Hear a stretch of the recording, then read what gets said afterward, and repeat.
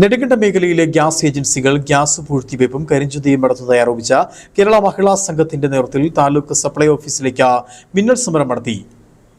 NFIW സംസ്ഥാന council അംഗം KC Alice സമരം ഉദ്ഘാടനം ചെയ്തു.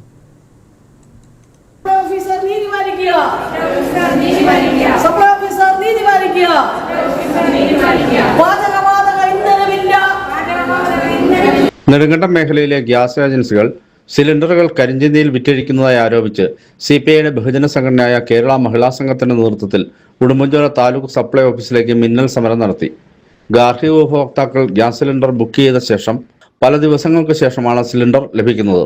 ഗ്യാസ് ഏജൻസികളിൽ സ്റ്റോക്ക് ഉണ്ടെങ്കിലും ദിവസവുമുള്ള വിതരണം പരിമിതപ്പെടുത്തുന്ന മൂലം മണിക്കൂറുകളോളം ക്യൂ നിന്നാൽ പോലും ഗ്യാസ് ലഭിക്കാത്ത സ്ഥിതിയാണ് ഇപ്പോഴുള്ളത്.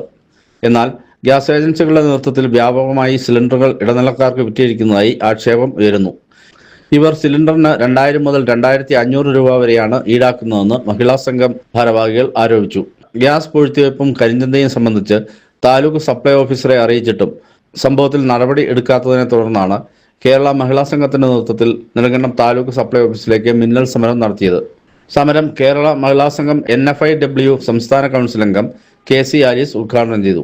ആ ഗ്യാസ് ഏജൻസികളെല്ലാം ദൈനംദിനം ഈ ഇന്ധനം ക്ഷാമമാണെന്ന് വരുത്തി തീർക്കുന്നതിന് വേണ്ടിയുള്ള നിലപാട് സ്വീകരിക്കുകയും ഇവിടെ പാവപ്പെട്ട സ്ത്രീകൾക്ക്, വീട്ടമ്മമാർക്ക് വീടുകളിൽ ആവശ്യത്തിന് പാചകവാതകം കൊടുക്കാതെ അത് പൂഴ്ത്തിവയ്പ്പിച്ചുകൊണ്ട് ഇവിടുത്തെ കുത്തക മുതലാളിമാരെയും വലിയ വലിയ കച്ചവടക്കാരെയും സഹായിക്കുന്ന ഒരു നിലപാടാണ് ഇവിടെ കണ്ടുവരുന്നത്. നേതാക്കളായ ശ്രീദേവി S. ലാൽ, ലേഖ ത്യാഗരാജൻ, മഞ്ജു സുരേഷ്, സിന്ധു പ്രകാശ്, രഞ്ജിനി അജീഷ്, ഷീന അനിൽകുമാർ എന്നിവർ നേതൃത്വം നൽകും.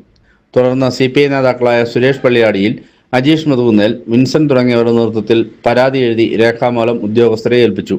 ഉന്നയിച്ച വിഷയങ്ങളിൽ പരിശോധന നടത്തി ഉടൻ നടപടിയെടുക്കുമെന്ന് ഉദ്യോഗസ്ഥർ ഉറപ്പു നൽകിയതിനെ തുടർന്നാണ് മിന്നൽ സമരം അവസാനിപ്പിച്ചത്. News bureau, Nedumkandam.